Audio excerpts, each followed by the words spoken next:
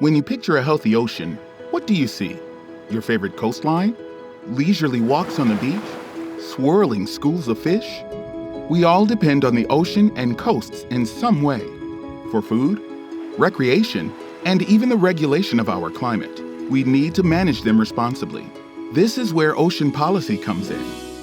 The story of U.S. ocean policy goes back to the 1800s, when the government sought to claim jurisdiction, secure access to fishing grounds, and prevent overfishing. The policy waters remained relatively still until the 1960s and the rise of the conservation movement.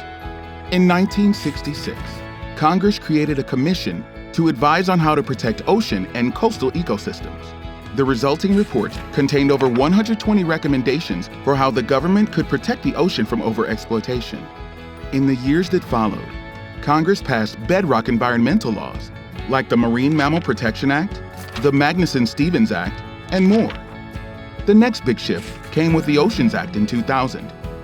By this time, technological advances had made it easier to locate fish and sites for petroleum exploration, and policy needed to advance too. The Oceans Act established a commission to develop new policy recommendations. Meanwhile, the Pew Charitable Trust created the Pew Oceans Commission to conduct a national dialogue on protecting marine resources.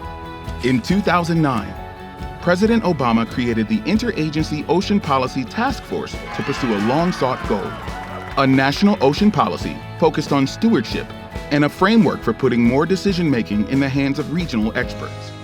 The timing was fortuitous. Less than a year later, BP spilled 200 million gallons of oil into the Gulf of Mexico. The spill drew national attention to the vulnerability of the ocean and highlighted the need for sound environmental stewardship. Weeks later, Obama created the National Ocean Policy by executive order, prompting stakeholders to work together to address the challenges facing marine and coastal ecosystems.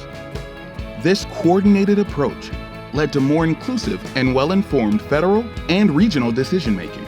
But in 2018, President Trump reversed many of these advances, repealing the National Ocean Policy and replacing it with one focused on resource extraction.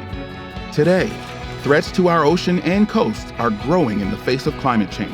So the story of U.S. ocean policy must continue, and we must call on our leaders to champion cohesive, intersectional policies rooted in environmental justice and responsive to the challenges of the 2020s. Together, we can achieve a healthy, resilient, and sustainable ocean for all.